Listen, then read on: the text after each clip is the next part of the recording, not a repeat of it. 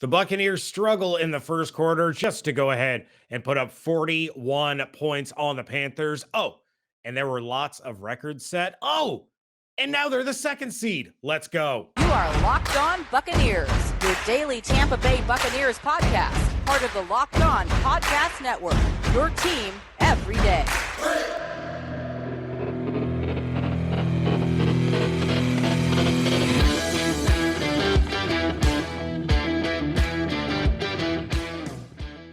What's up, and welcome to the Locked On Bucs Podcast, free and available on all platforms, including YouTube. We'd like to thank you for making Locked On Bucs your first listen or first watch every day. I'm James Yarko, joined as always by David Harrison. You can find everything that we are doing over at bucsnation.com. Make sure you follow along on Twitter at Locked On Bucs, at JYarko_Bucs, at DHarrison82, and at Bucs_Nation. This podcast is brought to you by onlinegambling.com, the place to be for all the latest gambling news and tips throughout the NFL playoffs. Visit onlinegambling.com/NFL to get the edge over the competition throughout this year's playoffs. Spoiler alert, take the Bucs to win the Super Bowl. Oh, snap. The Buccaneers are in the playoffs, obviously. The Buccaneers are also the 2 seed and will host the Philadelphia Eagles next weekend in the NFC wildcard round, thanks to their own win against the Carolina Panthers, which we will get to here in a minute. And also thanks to former Tampa Bay Buccaneers safety, Hall of Famer, and general manager of the San Francisco 49ers, John Lynch, whose San Francisco 49ers beat the Los Angeles Rams in overtime on Sunday to give the Buccaneers what they needed to be that second seed. And also thanks to Tampa-born quarterback Matthew Stafford, who threw the interception in overtime that sent the Buccaneers catapulting up to the number 2 seed. So, James, the Tampa Bay Buccaneers in the playoffs, which is great, 2 years in a row now, the first 2 years of our time covering this team together, and the number 2 seed on top of it. Also, the playoffs go through Tampa, except for Green Bay. So basically, the only time that the Buccaneers will have to travel before the Super Bowl would be to Green Bay if the Green Bay Packers do not get upset in the divisional round, which is not a guarantee at all in this NFL season. What do you think about the Buccaneers ending up here? And by the way, I'm waiting for you to give me my props for my record prediction before the season because I was correct. Were you? Yes. Well, congratulations, sir. If we were talking about it before the recording, if the Bucs hadn't lost that stupid primetime game to the Saints, they would be the 1 seed, and then my record prediction would have been correct. That is correct. Kudos to you, sir. I would take off my hat and tip it to you if I didn't have to take off my headphones too. Well done. And is it just me, or is it like the most fitting thing ever that Matthew Stafford threw an interception on a pass intended for Odell Beckham Jr.? It's beautiful. And Odell Beckham Jr. broke up a pass intended for Cooper Kupp earlier in the overtime period. Yeah, well, Cooper Kupp was the bane of my existence when he caught the touchdown to put the Rams up 24-17. But that's neither here nor there. The Buccaneers, the 2 seed, get a Week 6 rematch against the Eagles. The Bucs won that game 28-22. That was a primetime game.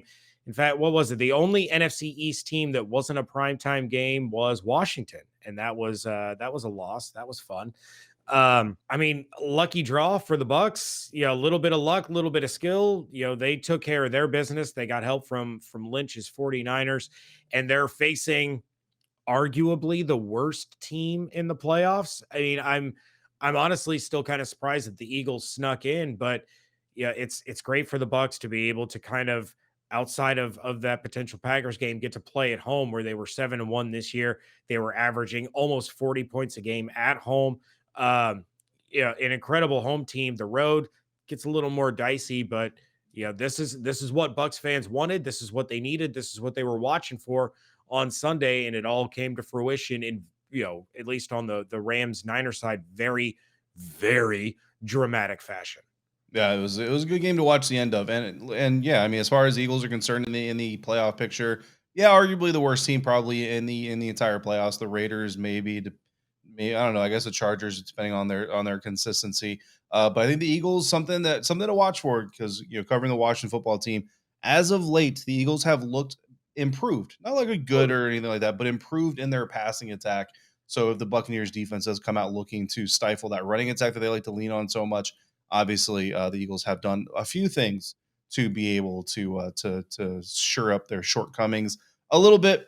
But I don't think either of us are going to have too many problems predicting the Buccaneers to win their first matchup of the playoffs, which kind of goes into how confident are we. There's a member of Bucs Nation, James, who called in with that very question. So before we get into that discussion, let's hear from them. Hey, Locked On Bucs.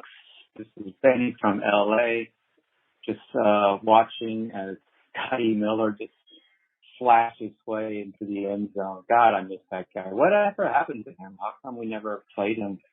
Has he been injured all season long? That's not really my question. I wanted to congratulate us on, the Buccaneers for this season and having another winning season, getting into the playoffs. Wanted to thank you guys for your dedication and how amazing you guys are week in, week out, with all the podcasts. And so my biggest question is, entering whoever we're going to face in the first round, how confident are you, David and James, of our Buccaneers and how far we can get into the playoffs with what we have? Injury prone, whether or not we get all of our players back, but it's just been hindering us a lot. And all Brady aside and his efficiency and his greatness aside, can we actually make some noise into the playoffs? So thanks again, guys. Hope you're having a great start to 2022. Let's go. Thank you very much for the call. Confident. Well, first and foremost, thank you for listening. Thank you for the kind words. And thank you, Scotty Miller, for coming back. I have missed that guy. And David, you go back to last year and Miller's snaps dropped significantly when Antonio Brown joined the team. Then he was dealing with a turf toe injury early in the year. It took him a little while to get back. And of course, his biggest weapon is his speed, which he put on display on that run. And so it's taken him a little while to work his way back, but I'm sure the Bucs are going to be utilizing him in the playoffs. But confidence as far as facing the Eagles and how deep of a run the Bucs can make, I still stand by the fact that the Buccaneers are still a Super Bowl team, even without Chris Godwin. As much as that, the loss of him hurts, even without Antonio Brown, with the weapons that the Buccaneers still have. And they're getting back Leonard Fournette. Le'Veon Bell has played well in his limited opportunities since joining the team. Keyshawn Vaughn looks fantastic. Then on the defensive side of the ball, you're getting Shaq back. You're getting JPP back. You're getting Levante David. You are going to have your full starting defense from the Super Bowl win last year back together for the first time since week 1 in the first round of the playoffs. That's going to cause a huge boost for this team with all these guys out there playing together. I still stand by the fact that if the Buccaneers go out there and they play their style of football and they execute what they want to do, they can beat any of the teams that made the NFL postseason. Yeah, no, I agree with you completely. And I mean, for this first round matchup against the Eagles, Buccaneers should be able to win that game, barring any just incredibly, uncharacteristic mistakes. And again, that would be Bucks beating Bucks, right? 16 penalties, 3 turnovers, what have you, stuff like that. And then you go up the list. I mean, the 49ers, the Cardinals, the Rams, the Cowboys. I mean, for one, the team has already proven that they can beat some of these teams. And then you go back to the Los Angeles Rams. Yeah, they won earlier in the season, but I mentioned it back then, actually, that the Rams may eventually wish that they hadn't won that game because, again, in the history of Tom Brady, beating him is not really conducive to beating him again. Like, typically, he doesn't lose to teams twice in a row, so that could be something to look out for. And then the Green Bay Packers. I mean, I said it earlier in the season. I said during the offseason, I don't really see where the Green Bay Packers got better from last year to this year. Granted, their record is really nice. It's really good. Don't get me wrong, but I'd feel like the Buccaneers have the upper hand in pretty much every matchup that they play in, which means, in theory, as long as you don't do anything to hurt yourself, then you should be fine. So my confidence level, I mean, if we're going at a 10, I'm going to go at like an 8, just because, it's arrogant and overly egotistical to say 10 out of 10, I think. So I'm going to go 8 out of 10. I agree completely. I'm right there with you at an 8 out of 10. And yeah, this is a different looking Bucks team than the Rams saw earlier in the year. And you're 100% right. The Packers, it's hard to find a spot where they got better rather than kind of stayed the same, but you can never count out Aaron Rodgers and his ability to make things happen. Just like you can't count out the fact that if you want to get fit, if you want to eat healthier, then you need to include Built Bars in your plan. Built Bar is the protein bar that tastes like a candy bar, maybe even better than a candy bar. Built Bar makes it easier to stick to your New Year's resolution because it tastes so good, you actually want to eat it, unlike the other protein bars, which can be chalky, waxy, taste like a chemical spill. You don't want that. You want to eat healthy, but it gets boring after a while, right? By week 3, you're like, it's not worth it. Give me the good stuff. Well, Built Bars are the good stuff, covered in 100% real chocolate, and most of them contain 130 calories, 4 grams of sugar, 4 net carbs, 17 grams of protein, compared to like a normal, regular grocery store aisle candy bar. Those are like 240 calories, 30 grams of sugar, dozens of carbs. Look, here's what you need to do.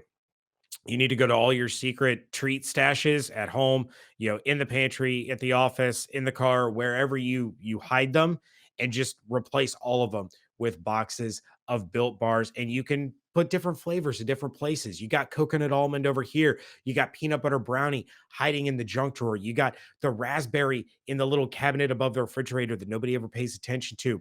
Cookies and cream are hiding in the hidden part of the freezer where the kids don't look. It's all good. And there's always limited time flavors coming out. So you want to check built.com often to see what's new. Go to built.com, use promo code LOCKED15. You're going to get 15% off your order. Again, promo code LOCKED15 for 15% off at built.com. Just like the Buccaneers are looking for an edge against their playoff opponents, we're all looking for an edge these days in our online gambling. And thanks to onlinegambling.com, who's sponsoring today's episode of this podcast. If you don't know already, onlinegambling.com is a website dedicated to giving gamblers the edge throughout the playoffs. They're providing you with the best NFL tips, news, and more to help make your bets as informed as ever. Onlinegambling.com gives gamblers the edge by providing the best and most trusted experience online all day, every day. Inspiring every gambler in the world to beat the odds. Don't make emotional decisions with your hard-earned cash. Make informed decisions with information sourced by experts. Be sure to consult onlinegambling.com before placing your bet. Onlinegambling.com is inspiring every gambler in the world, again, to beat those odds. Make sure you visit onlinegambling.com/NFL for all the latest gambling news and tips to give you the edge throughout the playoffs. Remember, onlinegambling.com/NFL to make the most of this year's NFL playoffs. Segment 2 of the Locked On Bucs podcast, David Harrison and James Yarko on Twitter at dharrison82, at jarko_Bucs, writers for bucsnation.com, at bucs_nation on Twitter, as well on the show at Locked On Bucs. Thank you for making this show your first listen or first view every single day. If you're joining us on YouTube, we appreciate it. If you're listening, we appreciate it as well. And you're better off because you don't have to see our ugly mugs or James dancing while I'm trying to work. The Panthers game. James, the Tampa Bay Buccaneers didn't just get to the number 2 seed in the NFL playoffs, NFC part of the NFL playoffs, because the 49ers won. They also got there because they won. They defeated Sam Darnold and the Carolina Panthers by a very, very large margin. A lot of points put up on the board by this Buccaneers team, but it didn't start that way. It actually started fairly slow, and the Carolina Panthers actually took a 7-0 lead right out of the gate. I like to kind of map out, I like to kind of log what happens in the first 15 plays, because most NFL teams, right, they script their first 10, 12, or 15 plays. In those first 15 plays, they passed the ball 10 times, they ran the ball 4 times. That's not 15 because Tom Brady got sacked once. So they dropped back 11 times and they ran the ball 4 times. So not a very balanced offense, right? Tom Brady goes 6 for 10, 60%, not terrible, not great, 34 yards, not very good for 6 completions, 4 runs for 16 yards, 3.2 yards per play on average. They had 1 first down in those plays, 0 for 4 on third down, and they scored just 3 points. That, in a nutshell, is how this game started. And then you look on the defensive side of the ball, they gave up 2 third down conversions, a 20-yard pass to DJ Moore on 3rd and 7, a 7-yard run by Robbie, or a 7-yard completion, to Robbie Anderson on 3rd and 6, both coming on that first drive of the game. Again, kind of in that scripted phase. So what this kind of tells me, James, is that teams are coming out kind of knowing how they want to attack the Buccaneers, and they're being fairly successful. And honestly, it kind of feels like the Buccaneers come out saying, look, let's just do what we do and see if they can stop it. And if they can, we'll adjust. The good thing is they're adjusting. When you start the game with an average of 3.6 yards per play and you finish the game with an average of 6.8 yards per play, so when you increase your yards per play by 3.6 yards per play, understand how much you have to increase your production in order to increase that average, that shows pretty good adjustment on the part of the offense. And then you look on the defensive side of the ball, again, they give up 2 third down conversions on the very first drive of the game. They give up a total of 4 in the entire. So they gave up just as many third down conversions in the rest of the game as they did in the very first drive. And honestly, I like it. I think obviously it's frustrating in the beginning to watch it, but I like what they're doing because it's obviously working for one, and they're showing that they're capable of making those adjustments on the fly. Yeah, and I think a big part of the perception of the adjustments is you don't see this huge drastic change in the game. What you see is the culmination of little tweaks that kind of build and build and build. So it doesn't look like they really changed what they were doing, but in fact, they absolutely were. It was just a little bit at a time. It wasn't this whole complete switch in philosophy at halftime. It was, okay, it didn't work on these drives. So on this drive, let's do this. It didn't work stopping them, doing this on the first 2 drives. Let's try this now. And let's just move this one little piece, or let's change this one little thing. And all of a sudden that works. And then it becomes a snowball effect. So we're not seeing these drastic sweeping changes. What we're seeing is small adjustments drive to drive that lead to results like we just saw with the Bucs. They had the ball for a minute and a half in the first quarter. Then all of a sudden they put up 24 points in the fourth quarter. So I think you're 100% right.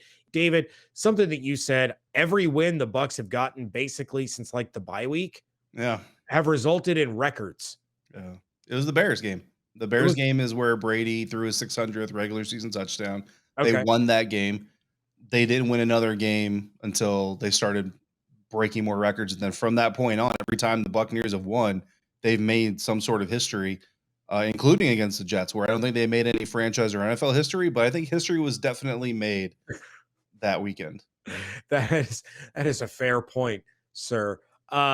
Let's talk about some history that was made against the Carolina Panthers. Tom Brady breaks the franchise record for passing yards in a season, breaks his own franchise record for touchdown passes in a season, and he set a career high in passing yards in a season.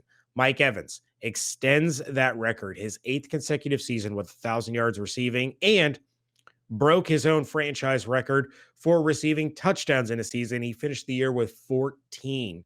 And the Tampa Bay Buccaneers set a franchise record for wins in a season with their 13th. Yeah. Lots of history happening. And I tweeted at one point, I think when Tom threw the ball to Mike, that got him the 8th consecutive 1,000-yard seasons, is the same pass that Tom Brady broke the record for completions in a season. So, and I wrote history connecting with history. I mean, it's just, the team is just historic. So again, when you look at the Tampa Bay Buccaneers, I know not everything necessarily goes the way that everybody wants it to, but I think that Buccaneers fans, especially those of you who have been Bucs fans through the tough seasons, I don't care about fair weather fans. Like, I don't care about people who just started watching or viewing or following the team because they started winning. I don't care. Like, be a fan the way you want to be a fan. But those of you who watch the miserable games, those of you who watch the overtime pick 6 to end the season and still come back for more, you should really, I think you should really be appreciating what it is you're witnessing, and just enjoy every moment of it, man. Even if the Buccaneers don't necessarily win another Super Bowl, they're back in the playoffs. They're the 2 seed. They're hosting a playoff game for the first time forever, outside of last year's Super Bowl, which doesn't technically count as hosting a playoff game. So it's just a lot of good that's happening. So enjoy it while it lasts. I know that somebody who's enjoying it while it's lasting is our guy Tyler from Boston. So before we hit our next message from a friend of the show, let's hear from this friend of the show. Oh man, great day in Tampa Bay. Fire the cannons. Boys, this is Tyler from Boston. What a year it's been. What a great day of football to cap it off. I mean, congratulations to the Bucs. Mike Evans, wide receiver 1, just keeps goating himself. Brady's great. We already know that. And great games by other players. Vaughn, Scotty's out of witness protection, so that's awesome. And just so happy to see us put 40 up on someone again, whether we had to or not. 2 seed, baby. Might be looking at Philly, which is awesome. Let's add another chapter to that rivalry. Anyways, hope Dean and Grayson are okay. Just so excited. Let's go playoff football, baby. Go Bucs. All right, Bucs fans, David and I have an incredible app for everyone that buys gas. You guys need to know about GetUpside. Our listeners are making up to 25 cents for every gallon of gas every time they fill up. Just download the free GetUpside app in the App Store or Google Play right now. Use promo code TOUCHDOWN and get a bonus 25 cents per gallon on your first fill up. That's up to 50 cents cash back. Don't pay full price at the pump anymore. Get cash back using GetUpside. Just download the app and use promo code TOUCHDOWN to get up to 50 cents a gallon cash back on your first tank. Some people who drive a lot are making as much as $200 to $300 a month in cash back. There's no catch. The cash back gets added right to your account. Then you can cash out anytime to your bank account, to your PayPal account. You can get an e-gift card for Amazon and other brands. Just download the free GetUpside app and use promo code TOUCHDOWN to get up to 50 cents a gallon cash back on your first tank. That's promo code TOUCHDOWN.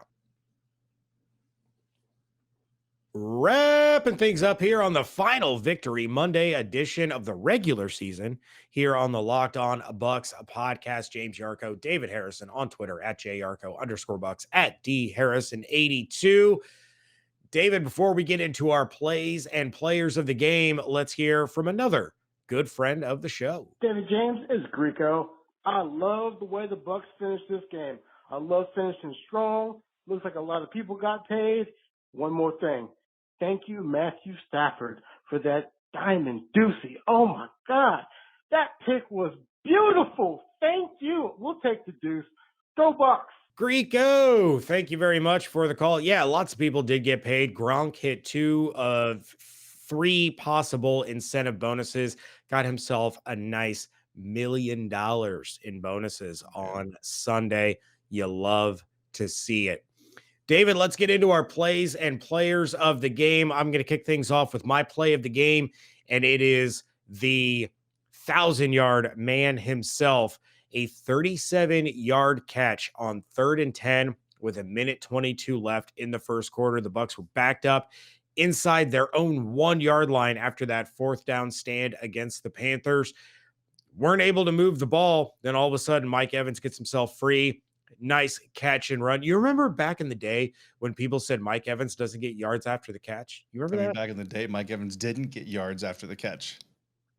But he does now, because this is Yak Mike going for 1,000 every single year. It sparked what ended up being a touchdown drive for the Buccaneers and got them the lead before halftime, where they had the opportunity then to double up. So without that play, the Buccaneers are probably going into halftime trailing, trying to figure out what to do against the Carolina Panthers of all teams. So Mike Evans, 37-yard catch on 3rd and 10 is my play of the game.